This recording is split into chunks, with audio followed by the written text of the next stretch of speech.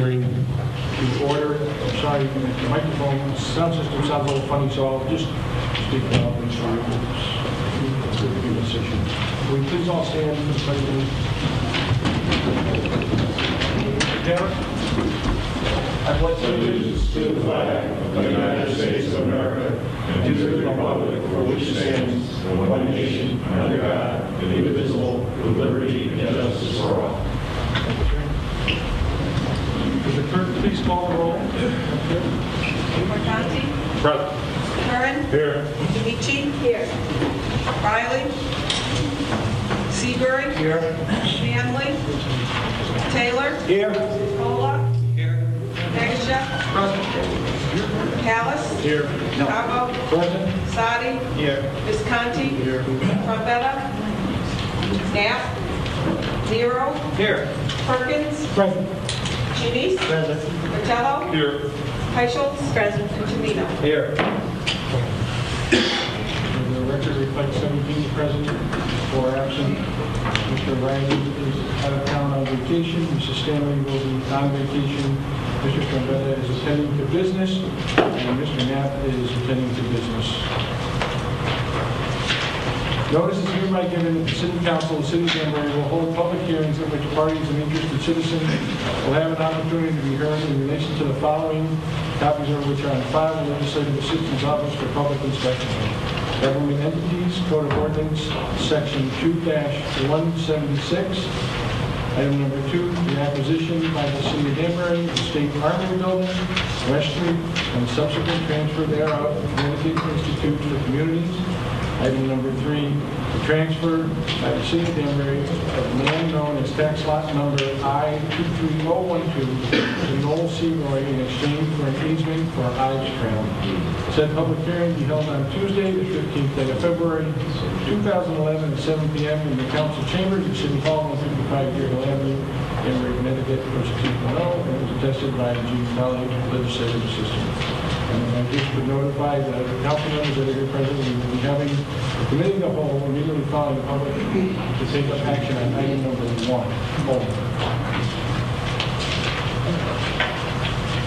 If any member of the public wishes to address us, I would ask you to please come forward. Please state your last name, your address, and for the record, just make sure that the clerk has your last name, so we appreciate that. Normally during public hearings, we don't have a question and answer session. We're here to listen to the public. We don't answer questions, we just listen. So, is there any member of the public that wishes to address the council on item number 1, government entities? Is there any member of the public wishing to address the council on item number 1, government entities? Any member of the public wishing to address the council on item number 1, government entities? Seeing none, we'll move on to item 2, the acquisition of the City of Danbury of the State Armory Building, West Street, and subsequent transfer thereof to Connecticut Institute for Communities. Any member of the public wishing to speak to the council? Jim?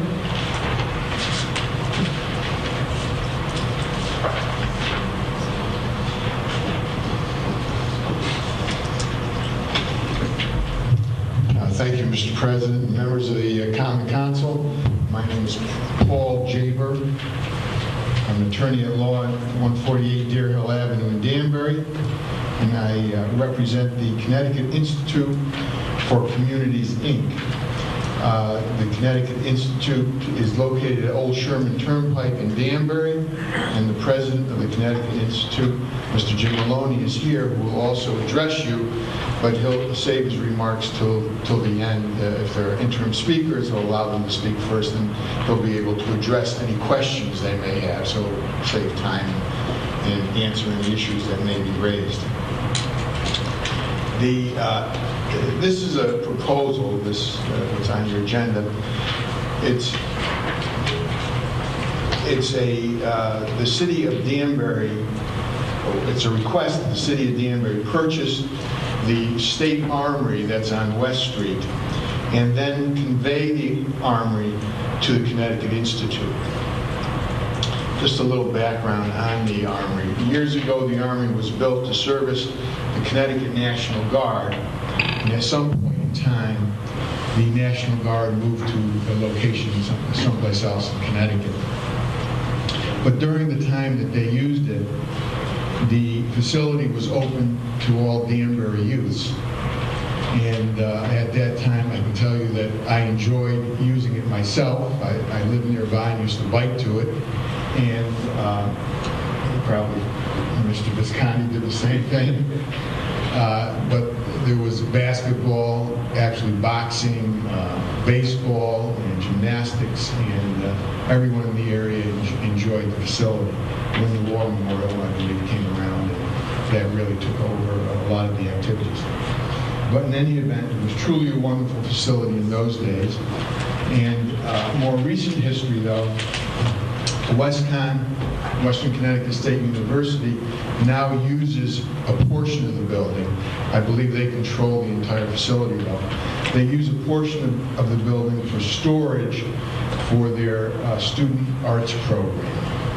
And the building is also used under an occupancy arrangement with WestCon by Jericho Partnership in the Harambee Center for recreational uses and human service needs for those two organizations.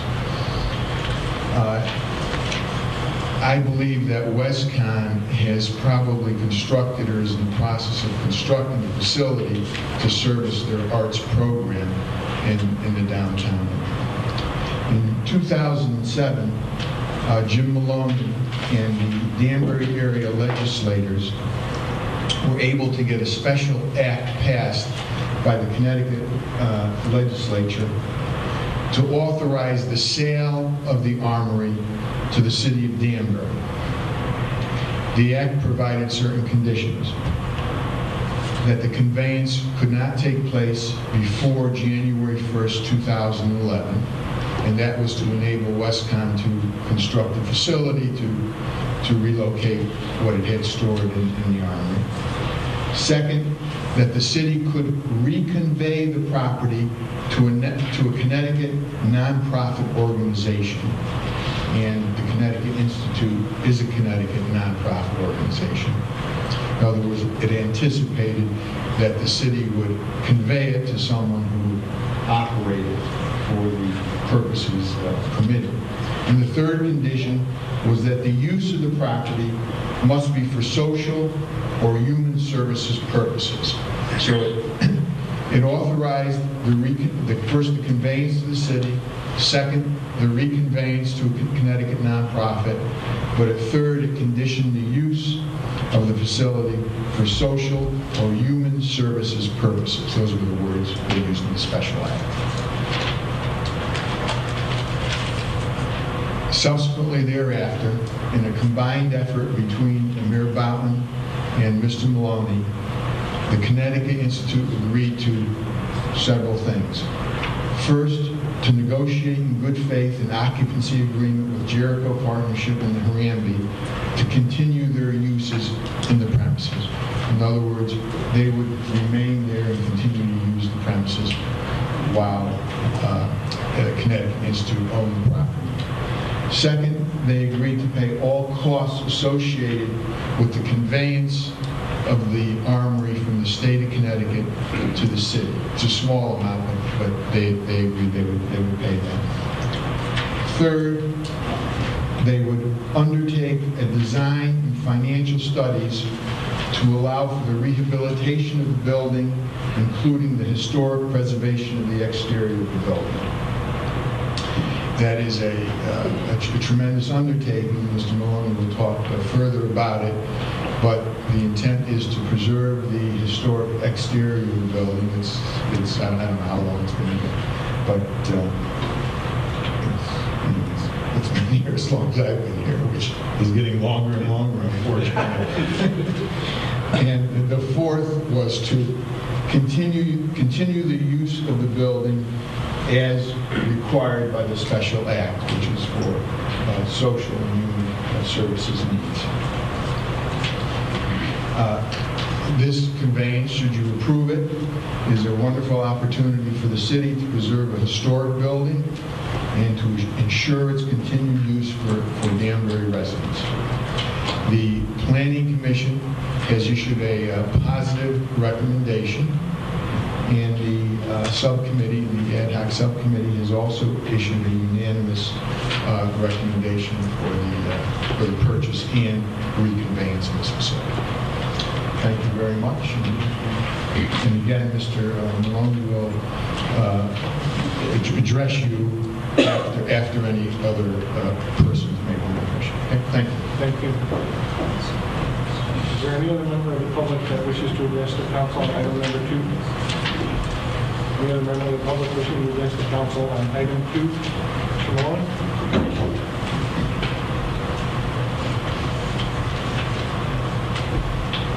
Thank you, Mr. President, members of the City Council. My name is Jim Maloney. I'm a resident of the City of Danbury. I reside at 15 Worcester Heights in Danbury. I have so resided at that exact location for more than 30 years, and a pleasure to be with you tonight. Mr. Jaber did a very good job explaining the history of the project and its use. I would only add that currently the building is still utilized by the Harambe program, and we, at the request of the mayor and with the agreement of the City Council in terms of your annual funding, continue to act as the fiduciary for the Harambe program in that location.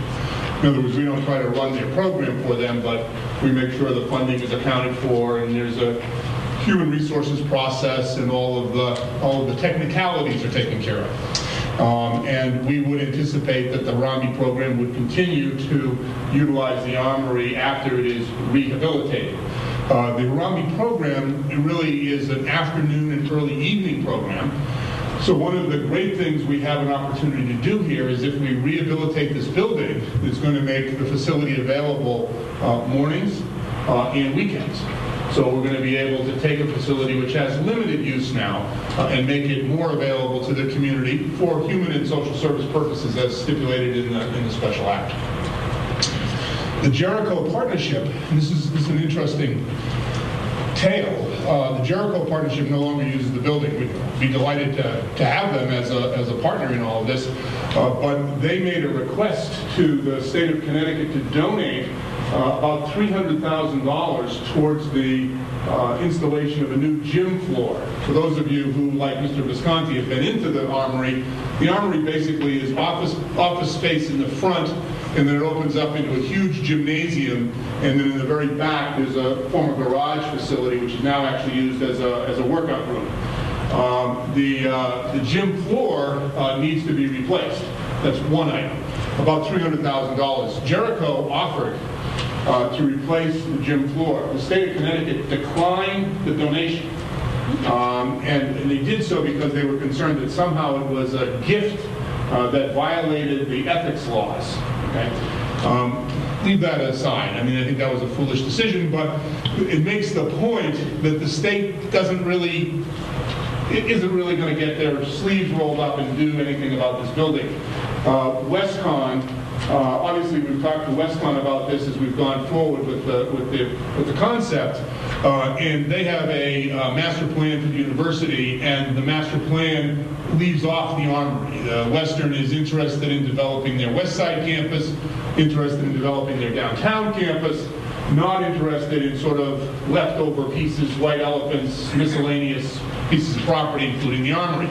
So Western has no long-term use. As Mr. Jaber indicated, there was an interim use for the Armory, which is storage of supplies and materials, and that's why there was such a long conveyance date, right? This legislation passed the legislature in 2007. If you look at typically when the legislature does something like this, the conveyance is 6 months a year. Well, this is 4 years. But that was to give Westcon time to do their business.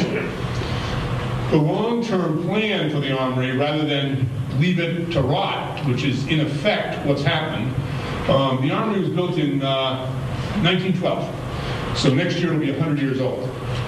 It is a historic building. As Mr. Jaber said, not only has it been used, obviously, by the young people in the city of Danbury for a long time, it was used by the Army, the Reserves, the Guard for many, many years, and saw the military department of the state of Connecticut through the First World War, the Second World War, the Korean War, the Vietnam War, Grenada, right up till, I'm not sure the exact date, but right up until about the year 2000, when the military department took new space in Commerce Park. So that's where they are now. That's why they left the Armory to go. The plan that we have as a private entity, the Connecticut Institute for Communities is a Connecticut incorporated nonprofit charitable organization, 501c3, official designated status by the Internal Revenue Service. But as a private entity, we are going to be able to structure the rehabilitation as a historic tax credit rehabilitation project. That will give us the opportunity, both because it is a historic building, and will give us the opportunity to get the funds necessary. We estimate about our preliminary look. We did do a very brief but preliminary look, about $6 million. And for that $6 million, what you get is we'll put a new roof on it. We'll obviously repoint the bricks, but it needs a new heating system. It needs a new electrical system. It needs that new gym floor. It needs new showers and locker rooms. So it needs a tremendous amount of work. But by using the historic tax credit program, we believe we can finance the rehabilitation of that building and achieve two goals. One is the preservation of what is a historic building in the city of Danbury and the continued use of that building to benefit the community, particularly the young people of the city of Danbury. So with that, I will conclude my remarks and thank you very much for your kind interest in what I think will be a very good project for the city at large and obviously for the young people who will have a better facility to use over the course of time. Thank you. Thank you, Mr. Member. Is there any other member of the public that wishes to address the council on item number 2, the acquisition by the city of Danbury of the State Armory with the subsequent transfer to the Connecticut Institute for Communities? Any other member of the public wishing to address the council on item number 2? Any other member of the public wishing to address the council on item number 2? We'll move on to item number 3, the transfer of the city of Danbury of land known as tax lot I-23012 to North Street Road and exchange for an easement for Ives Trail. Any member of the public wishing to address the city council, sir?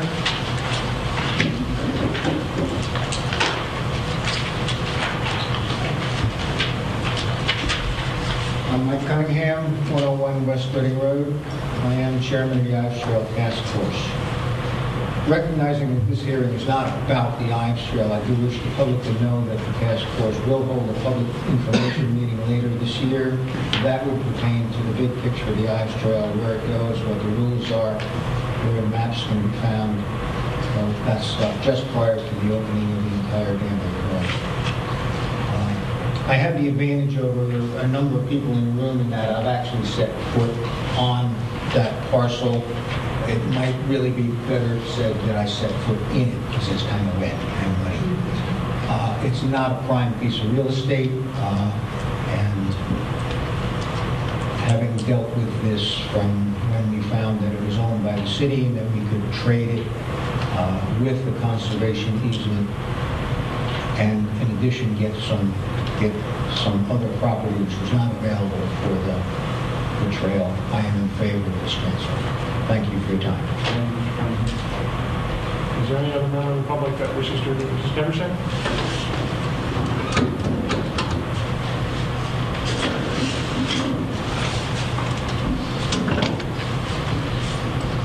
Thank you. My name is Lynn Chapersack. I reside at 110 Haystown Road. And I don't think the transfer is such a great idea. I'm concerned, looking at the resolution, that it appears that the city is looking for an easement so that people can cross over 100 feet of property owned by Mr. Roy and enjoy the Ives Trail. And I don't think it's the only easement that you've had to authorize and accept in order to make the trail go to Ridgefield. In fact, I think you do easements 5, 6, 7 times a year for a variety of things, fixing bridges, extending sewers. But in this particular case, it looks as though in order to get an easement to this little 100-foot piece, you're going to give him 2.7 acres of city-owned land and $11,000. And I think that would be okay if we never, ever, ever had to go out and try to get another easement from another property owner. Because they will look at this deal and say, when the city wants an easement to cross my property, I'm going to ask for 15,000 and 10 acres. I'm going to do better than Mr. Roy. I think it sets an awful precedent. I was interested to hear Mike say that he didn't think it was a prime piece of property, so we shouldn't be paying $11,000 for it. We shouldn't be giving away 2.7 acres of city-owned property. We should be taking it in eminent domain. And it would be for the public good, for the right of the public to enjoy the Ives Trail. So that's my 2 cents. Thank you, Mrs. Hammerstein. Is there any other member of the public that wishes to address the council? Mr. Guthrie.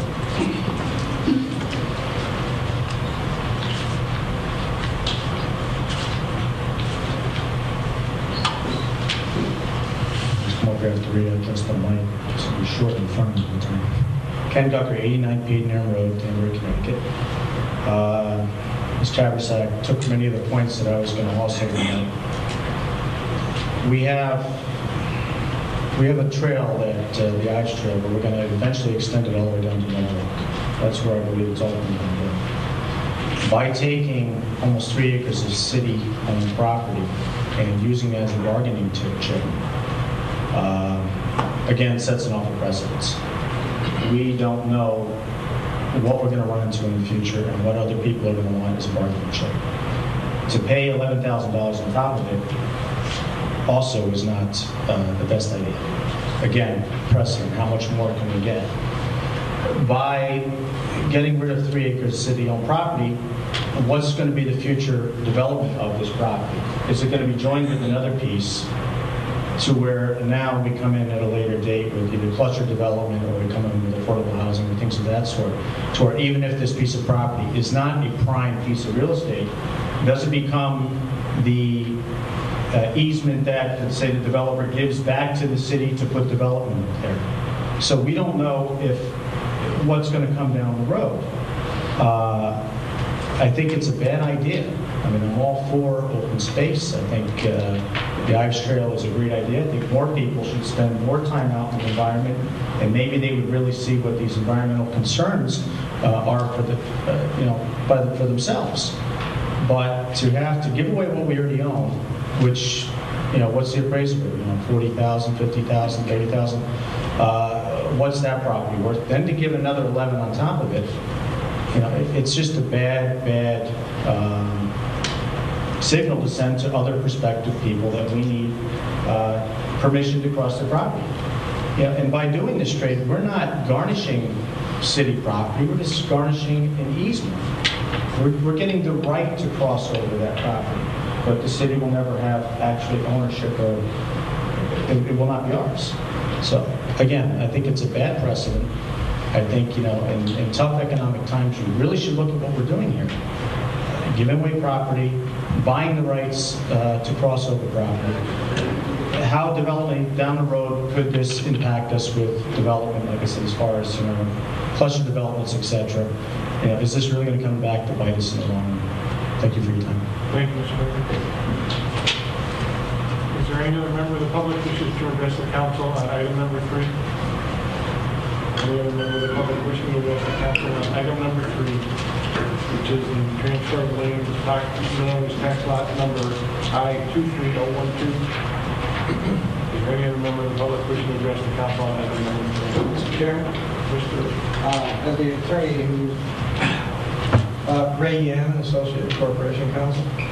As the attorney who worked primary work on this matter, I think I could shed some light on some of the issues raised by the members of the public that came up today. I think it might certainly help the council to understand the background of how we arrived at where we're at. This parcel of land, as has been mentioned, is a landlocked parcel that the city acquired. I believe it was in a tax sale somewhere around 1962. So we've been sitting on this parcel for a long time. We're not, Mr. Chairman? I'm sorry, I apologize, Council. it's a little bit odd to have a representative of the city testifying in the public hearing portion rather than a committee or an ad hoc committee. I don't object to it, and I think actually it is helpful. But what I want to ask is the indulgence of the body here, if we're going to have the city addressing questions from the public, that we then be able to ask questions and have a give and take on this, because it's the city addressing the public's concern from that side of the dais rather than this side, and so it's opening up that door, I think. I hear Mr. Sadi. Mr. Chairman, Whatever your pleasure. might it be better held for the March meeting? And then, when we go into question and answer session, when we pick up the item on the agenda in March, we can have you come up and present, and then we can ask our questions at that time. We're happy to do it at that time. That's fine. I have a lot of Probably questions. appropriate. I have a lot of questions, and that's why I wanted to ask this before a lot of information came out, and then Since we're going to do this in the March meeting anyway, maybe it's better we wait till the March meeting, and we can just take it up then. Thank you. Thank you. Any other member of the public wishing to address the council on item number 3? Any other member of the public wishing to address the council on item 3? Any other member of the public wishing to address the council on item number 3? Seeing none, I entertain a motion to fill Mr. Sadi, seconded by Mr. Seabury. At this time, I will open up the committee of the whole for item number 1, and then ask the clerk to please call the roll.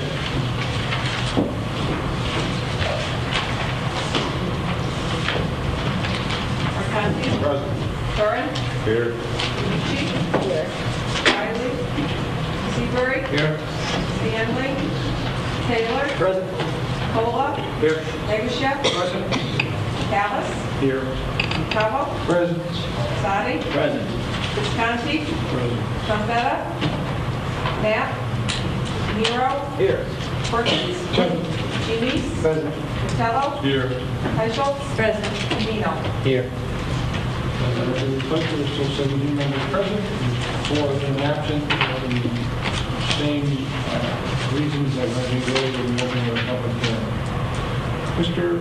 Pinter, could you just give us a brief rundown of number 1? Thank you, Mr. President, council members.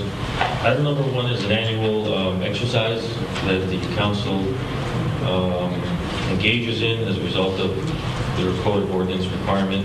There's a rotating list of agencies, commissions, and boards that exists in the city of Danbury. As you all know, there are probably 20 to 25. Each year you get a batch of them before you. You send it to a committee. The committee reviews them. They have the board representative, the commission representative in at the committee.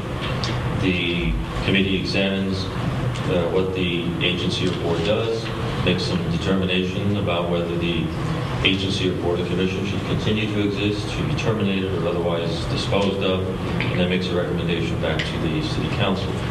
This particular grouping is the grouping that would expire in 2011 at the end of this year. If the council tonight or in March you end up approving the recommendation of the committee on this, you would be renewing these 3 agencies, boards, or commissions, and they're all different of those 3. You would be renewing those for a 5-year period of time in accordance with the committee's recommendation. What you have in your packet, you have the cover letter, which was the original letter you'll recall from the December agenda.